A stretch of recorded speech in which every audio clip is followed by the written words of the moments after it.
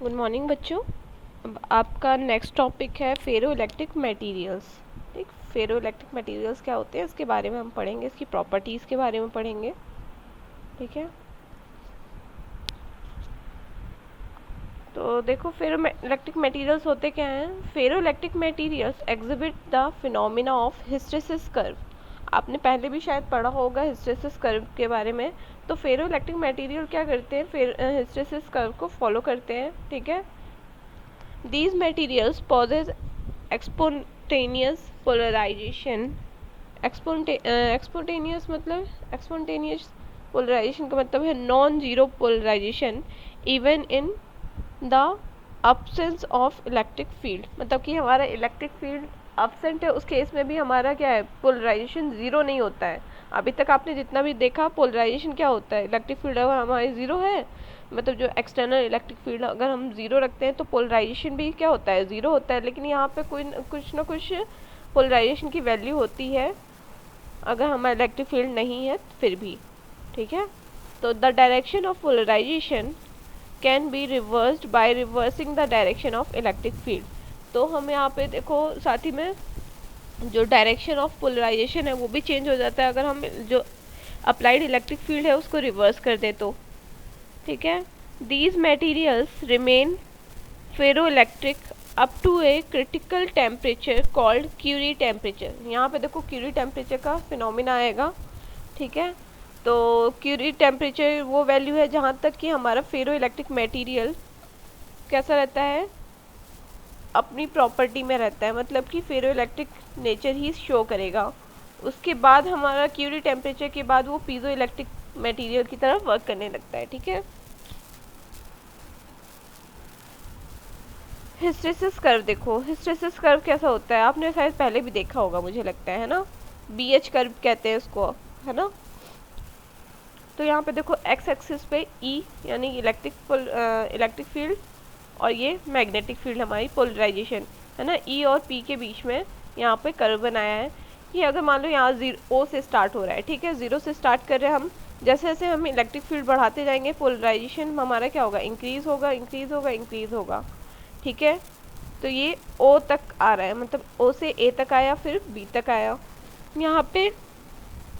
अब जैसे ही अगर हमने मान लिया इलेक्ट्रिक फील्ड रिवर्स कर दी है ना, तो पोलराइजेशन भी मैंने बताया रिवर्स होता जाएगा। देखो C पॉइंट तक तो पॉजिटिव रहा, लेकिन उसके बाद कैसा आ गया, नेगेटिव आ गई उसकी वैल्यू। ठीक, ऐसे ही ये चलता है पोलराइजेशन। ठीक, उसको जैसे नेगेटिव करते जाएंगे ये और नेगेटिव हो गया। अब देखो फिर पॉजिटिव हुई वैल्यू, तो यहाँ पॉजिटिव होता चला गया, पॉजिटिव होता चला गया। लेकिन ये देखो आप कि ये फिर से हमारे ज़ीरो पे कभी नहीं आता है ना, उसमें कुछ ना कुछ वैल्यू ऑफ पोलराइजेशन यहाँ पे देखो कंटेंट रहता है। भले हम यहाँ पे इलेक्ट्रिक फील्ड देखो, जब हम यहाँ से B से C आ रहे थे तब भी हमने यहाँ पे इलेक्ट्रिक फील्ड क्या थी, ज़ीरो की, लेकिन पोलराइजेशन की वैल्यू थी ना OC, ये वैल्यू। अब यहाँ पे देखो फिर से हम इलेक्ट्रिक फील्ड अप्लाइड ज़ीरो कर रहे हैं, लेकिन OF ये वैल्यू पोलराइजेशन की है, नेगेटिव वैल्यू। ठीक, यहाँ से देखो फिर ये G पे आया फिर B पे आया, तो ऐसे करके ये हिस्टेरिसिस कर्व बनता है। अब देखो यहाँ पे बहुत सारे पॉइंट्स होते हैं हिस्टेरिसिस कर्व में। एक तो ये देखो OD वैल्यू क्या है, को एरेसिव फील्ड, इसको कोरेसिव फील्ड कहते हैं। कोरेसिव फील्ड का मतलब क्या है कि हम यहाँ पे पोलराइजेशन की वैल्यू ज़ीरो कर रहे हैं, लेकिन फिर भी कुछ ना कुछ वैल्यू ऑफ इलेक्ट्रिक फील्ड यहाँ पे है। सैचुरेशन पोलराइजेशन देखो क्या है, सैचुरेशन मतलब कि इस O से B तक जाएगा है ना, और यहाँ पे एक सैचुरेशन पॉइंट आता है। यहाँ पे देखो पहले लीनियरली इंक्रीज हो रहा था, उसके बाद सैचुरेटेड हो जा रहा है, तो इसीलिए इसको कहते हैं सैचुरेशन पोलराइजेशन। ठीक है, अब ये जो हमारा अभी मैंने बताया कि इलेक्ट्रिक फील्ड ज़ीरो हो गया, लेकिन फिर भी कुछ ना कुछ वैल्यू ऑफ पोलराइजेशन है, तो इसको कहते हैं, इस वैल्यू को यानी OC वैल्यू को कहते हैं रेजिडुअल पोलराइजेशन, या फिर रिमानेंट पोलराइजेशन, या तो फिर स्पॉन्टेनियस पोलराइजेशन। ठीक है, ये सारे नाम आपको याद रखने पड़ेंगे, क्या क्या होता है कैसे होता है, आप इस कर्व से पूरा याद रख सकते हो।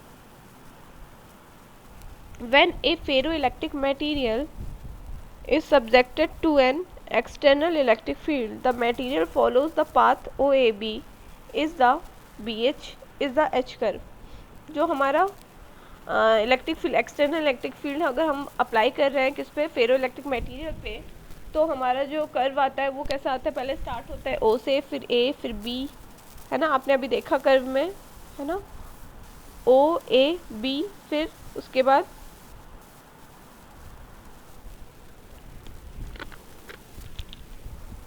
the material remains polarized even if the external field is reduced to zero। अभी मैंने बताया आपको रेजिडुअल पोलराइजेशन कुछ ना कुछ रह जाता है जबकि हम इलेक्ट्रिक फील्ड ज़ीरो कर दे रहे हैं उसके बाद भी, ठीक है, वही पॉइंट लिखा हुआ है।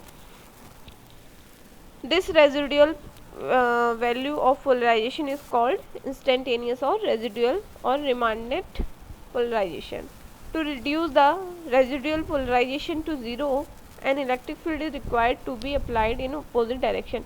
यहाँ पे देखो जो रेजिडुअल पोलराइजेशन है उसको वैल्यू को ज़ीरो करने के लिए हमें कुछ ना कुछ इलेक्ट्रिक फील्ड की वैल्यू चाहिए ओ डी, है ना।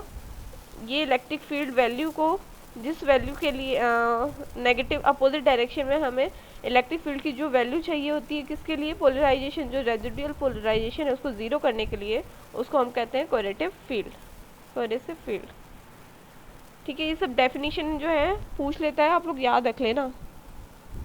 तो नेक्स्ट है देखो अबव द क्यूरी टेम्परेचर। अब देखो जैसे हम क्यूरी टेम्परेचर की, अब यहाँ पे क्यूरी टेम्परेचर की बात करते हैं, तो क्यूरी टेम्परेचर से ज़्यादा पे क्या होता है फेरो इलेक्ट्रिक मटेरियल में, वो देखेंगे। Where temperature is increases the area of hysteresis loop decreases and reduces and it merges into a straight line above the Curie temperature। देखो क्यूरी टेम्परेचर पे क्या होता है, ये जो हमारा एच कर्व था ये रिड्यूस हो जाता है, इसका एरिया जो है ना, ये एरिया रिड्यूस होकर के कैसा दिखने लगता है, ये एक स्ट्रेट लाइन की तरह दिखने लगता है, जो कि हमारे पीजो इलेक्ट्रिक मटेरियल में होता है। तो इसीलिए कहते हैं कि जब हमारा टेम्परेचर क्यूरी टेम्परेचर से अबव हो जाता है तो ferro electric material behaves like a piezo electric material, वो पीजो इलेक्ट्रिक मटेरियल की तरह बिहेव करने लगता है। ठीक है, यहाँ पे थीटा क्या है, क्यूरी टेम्परेचर है, यहाँ पे टी हमारा temperature is greater than Curie temperature. अब Curie temperature polarization is proportional to applied electric field. ठीक, यहाँ पे देखो स्ट्रेट लाइन आ गया, इसीलिए कहना कि पोलराइजेशन हमारा प्रोपोर्शनल हो जाता है किसके, इलेक्ट्रिक फील्ड के। And relationship is govern by the Curie Weiss law. हम देखेंगे क्यूरी वेस लॉ क्या होता है, वहाँ से रिलेशनशिप आता है दोनों के बीच में, इलेक्ट्रिक फील्ड और पोलराइजेशन के बीच में।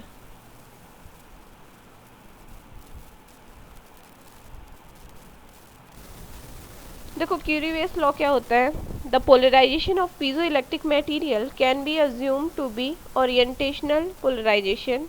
ठीक है, जो हमारा पीजो इलेक्ट्रिक मटेरियल में पोलराइजेशन है उसको हमने मान लिया कि ओरिएंटेशनल पोलराइजेशन है। तो उसके फॉर्मूले से अब देखो पी ओ की वैल्यू क्या आती है, polarization is equal to orientational polarization, this is equal to N P P square by 3 kT into E I. ये हमने मान लिया इक्वेशन 1। ई आई की वैल्यू आपने पता है आपको क्या होता है, इलेक्ट्रिक फील्ड के कारण जो हमारा एक्सटर्नल अप्लाइड इलेक्ट्रिक फील्ड है, प्लस यहाँ पे gamma by epsilon not into P, यानी कि हमारी डाइपोल मूवमेंट पोलराइजेशन के कारण जो हमारा इंटरनल इलेक्ट्रिक फील्ड आएगा। ठीक है, दोनों के कॉम्बिनेशन से हमारा क्या होता है, इंटरनल फील्ड होता है डाइलेक्ट्रिक मटेरियल्स में। ठीक है, from equation 1 P equal to, यहाँ पे ई आई की वैल्यू हमने रख दी यहाँ से, ठीक है, इंटरनल फील्ड से। तो अब देखो इक्वेशन चेंज हो गया, P is equal to this आ गया। अब यहाँ से आप क्या करोगे, सारा कैलकुलेशन है, ठीक है, आराम से देख लेना इसको कि क्या होगा। अब यहाँ पे हमने ब्रैकेट खोल दिया, अंदर मल्टीप्लाई किया, अब P वाला जो पोर्शन है इसको हम इधर ले गए, ठीक, यहाँ पे आ गया। अब यहाँ से P कॉमन ले लिया हमने, तो 1 minus N P P square by 3 kT into gamma by epsilon naught, ठीक, इक्वल टू दिस। अब यहाँ से P इज इक्वल टू आप निकाल लोगे, है ना। अब देखो next P is equal to this आ गया। अब हमें यहाँ पे इसको कांस्टेंट मान लिया, इसको मान लिया C इंटू एप्सिलॉन नॉट, और यहाँ पे T माइनस दिस, इस वैल्यू को हमने मान लिया थीटा इंटू E। ठीक है, this is the Curie Weiss law. ये हमारा क्या होता है, क्यूरी वेस लॉ हो जाता है। ठीक, ये पोलराइजेशन का एक फॉर्मूला आ गया। यहाँ पे इसको हमने कांस्टेंट मतलब थीटा मान लिया, इसको C Curie constant into epsilon naught. ठीक है, तो ये वैल्यूज याद रखनी पड़ेंगी आपको। This is the Curie Weiss law, ये क्यूरी-वेस लॉ है। हम जानते हैं साथ ही में देखो पोलराइजेशन का एक और फॉर्मूला क्या होता है, एप्सिलॉन नॉट इनटू जाई इनटू ई, है ना। अब इन दोनों को कंपेयर करोगे तो chi E is equal to यानी susceptibility is equal to C by T minus theta आ जाएगा। ये भी एक रिलेशन आ गया हमारा, ठीक है। ससेप्टेबिलिटी ऑफ फेरोमैग्नेटिक मटेरियल क्या होता है, increases with temperature, increases the, जैसे जैसे टेम्परेचर इंक्रीज होता है हमारी इलेक्ट्रिक ससेप्टेबिलिटी जो होती है वो भी इंक्रीज करती है। And it will decreases with temperature decreases, जैसे जैसे टेम्परेचर डिक्रीज कर रहा है हमारी ससेप्टेबिलिटी भी डिक्रीज कर रही है। यहाँ पे देख सकते हो आप, ठीक है। इस रिलेशनशिप से बोल रहे हैं, ठीक। एग्जाम्पल के लिए फेरो इलेक्ट्रिक मटेरियल्स के क्या है, रोचिली सॉल्ट है, ये सारे एग्जाम्पल किसके हैं, एलम्स है, सोडियम नाइट्रेट है, KDP, ये सारे एग्जाम्पल किसके हैं, फेरो इलेक्ट्रिक मटेरियल्स के। फेरो इलेक्ट्रिक डोमेन हमारा देखो कैसा होता है, जो हमारा फ्रेश डोमेन होता है, जब तक हम कोई भी उसमें इलेक्ट्रिक फील्ड नहीं पहले हमने अप्लाई किया है ना ही अभी अप्लाई कर रहे हैं, ठीक। तो फ्रेश डोमेन में क्या होता है, हमारा पोलराइजेशन ज़ीरो होगा। क्यों, क्योंकि देखो ये पोलराइज ऐसे है तो इसके जस्ट अपोजिट में है, इसका ओरिएंटेशन ऐसे जा रहा है तो इसके जस्ट अपोजिट में है, इसका ऐसे है तो इसका अपोजिट में सेम मैग्नीट्यूड के साथ होगा। तो टोटल पोलराइजेशन फ्रेश, याद रखना, फ्रेश फेरो इलेक्ट्रिक मटेरियल के लिए है ये। Each ferro electric material is divided into number of small regions, small regions में टूटे होते हैं, ठीक है। देख रहे हो यहाँ पे स्मॉल रीजन्स में टूटा हुआ है। Each region is spontaneous polarised, spontaneously हमारा क्या होता है, पहले से यहाँ पे देखो सभी पोलराइज्ड हैं अलग अलग डायरेक्शन में, ठीक है। With uniform direction of polarisation varies from one region to another region, ये चीज़ समझ में आ रही होगी आपको डायग्राम से ही, ठीक है। These region are called domain wall, इस रीजन को हम क्या कहते हैं, डोमेन वॉल कहते हैं, ठीक है। ये जो हम रीजन डिवाइड कर रहे हैं इसको क्या कह रहे हैं, डोमेन वॉल, ठीक है। डिफरेंट डिफरेंट डोमेन वॉल्स है। when an external field is applied, dipole of all region get aligned in along the external field, जैसे ही हम एक्सटर्नल इलेक्ट्रिक फील्ड अप्लाई करेंगे सबका डाइपोल क्या होगा, सेम डायरेक्शन में पोलराइज्ड हो जाएगा। एंड डोमेन वॉल कोलैप्स, और सारा जितनी भी डोमेन वॉल है आपस में क्या हो, कोलैप्स कर जाएंगी, क्योंकि सबकी डायरेक्शन पोलराइजेशन की क्या हो जाएगी, सेम ही हो जाएगी, है ना। तो वहाँ पे डोमेन वॉल का कोई कॉन्सेप्ट नहीं रह जाएगा, है ना, सारी डोमेन वॉल कोलैप्स कर जाएंगी। और यहाँ पे इसके रिजल्ट में क्या आएगा कि पोलराइजेशन जो होगा वो इंक्रीज कर जाएगा, ठीक है। जो कि आप देख रहे थे OAB पाथ जो फॉलो कर रहा था हिस्टेरेसिस कर्व में, है ना, वो हमारा क्या कर रहा है, वो वही क्या शो कर रहा है हमारा, collapsing of domain wall and growth of single domain having all the dipoles in same direction, सारे के सारे डाइपोल्स सेम डायरेक्शन में आ जाते हैं, ठीक है। तो ये हमारा फेरो इलेक्ट्रिक मटेरियल के इंटरनल स्ट्रक्चर था जो आपने देखा।